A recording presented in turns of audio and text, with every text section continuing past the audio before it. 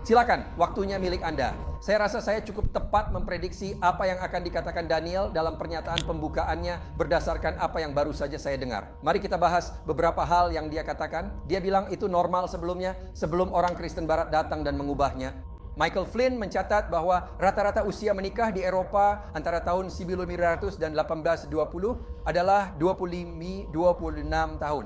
Brent Shaw dalam makalahnya The Age of Roman Girls at Marriage menyebutkan di Tuscany rata-rata gadis menikah pada usia 16-21 tahun dan di Florence pada usia 15-19 tahun. Rudolf Bell mencatat di komunitas Italia abad ke-19 mereka menikah di usia pertengahan 20-an.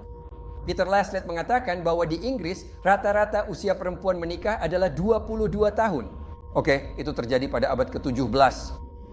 Piotr Gosłowski mengatakan dalam Origins of the European Marriage bahwa usia rata-rata wanita menikah di Polandia pada periode sebelumnya adalah sekitar 20 tahun.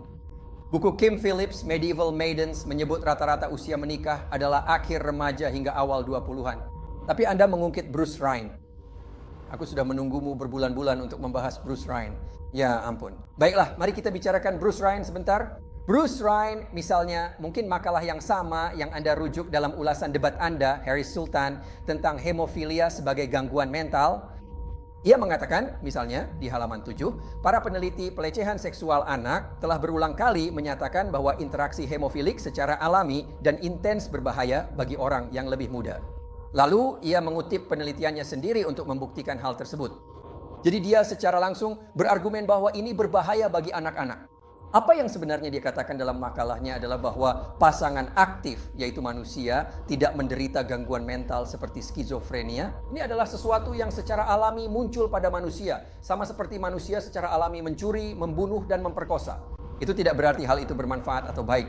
Dia menggambarkannya sebagai sifat yang secara neurologis berevolusi, namun tidak cocok dan berbahaya di halaman 6. Namun, yang tidak Daniel sampaikan tentang makalah ini, meski dia mengutipnya sejak 2019, adalah makalah ini sebenarnya lebih banyak membahas hemofilia homoseksual. Dia berusaha mengatakan itu bukan gangguan mental. Dia mengatakan bahwa hal itu telah tersebar luas di berbagai budaya di seluruh dunia. Dia memiliki sebuah tabel dalam makalahnya yang panjangnya 4 halaman, yang menunjukkan bagaimana hemofilia homoseksual telah dipraktikkan di berbagai budaya di seluruh dunia, termasuk di masyarakat Islam. Mengutip dari halaman 15, homoseksualitas antara pria dewasa dan remaja laki-laki sangat lazim di masyarakat Islam dari abad ke-8 hingga abad ke-19.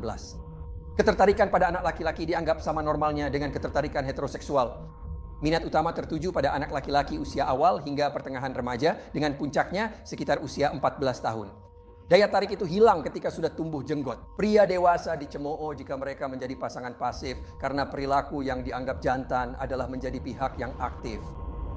Banyaknya puisi cinta menunjukkan obsesi pada kecantikan anak laki-laki yang dianggap setara dengan kecantikan perempuan. Penyair tertarik pada anak laki-laki adalah nama besar. Keinginan pada anak laki-laki, bukan perilaku atau nafsunya, dibolehkan dalam Islam. Namun perilaku tersebut tetap saja umum terjadi.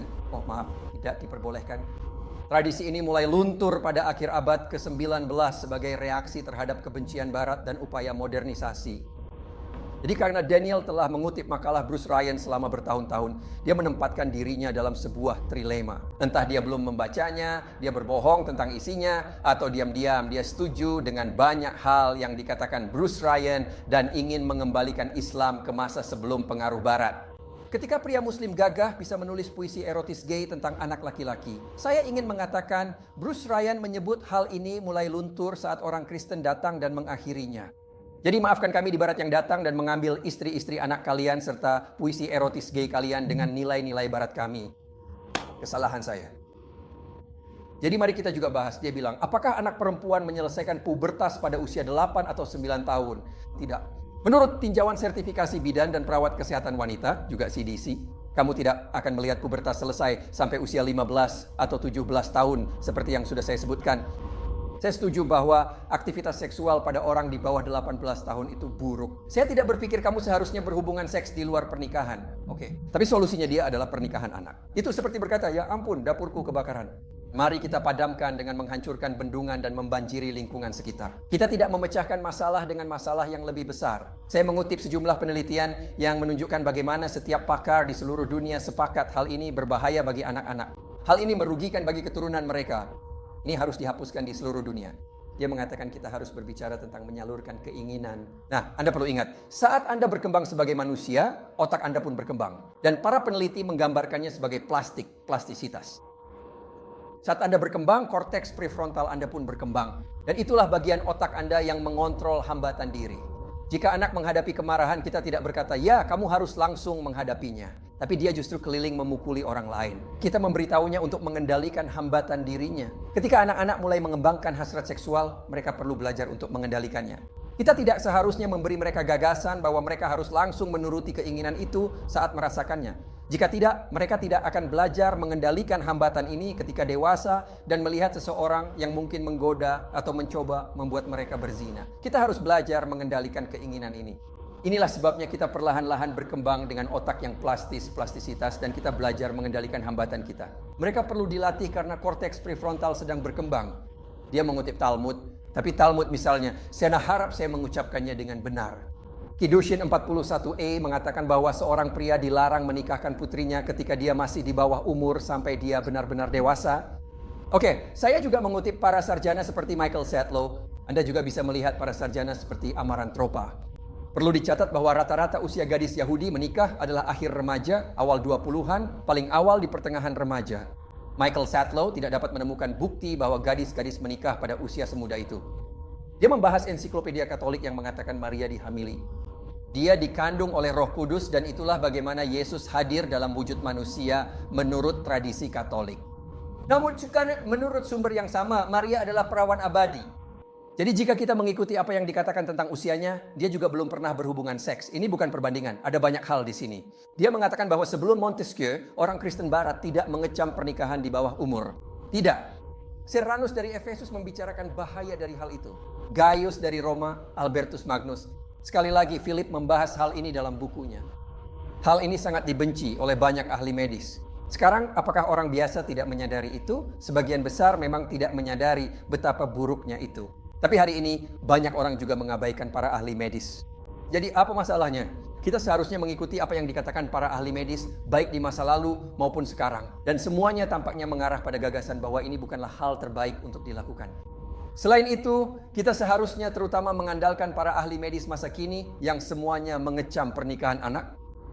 Sekali lagi, dengan semua masalah yang telah saya sebutkan, saya tidak melihat alasan untuk menerima hal ini sama sekali, mengingat kerugian besar yang ditimbulkannya. Jadi jika beban ada pada saya sudah memenuhinya. Saya telah menunjukkan betapa merusaknya hal ini dan seharusnya dihapuskan.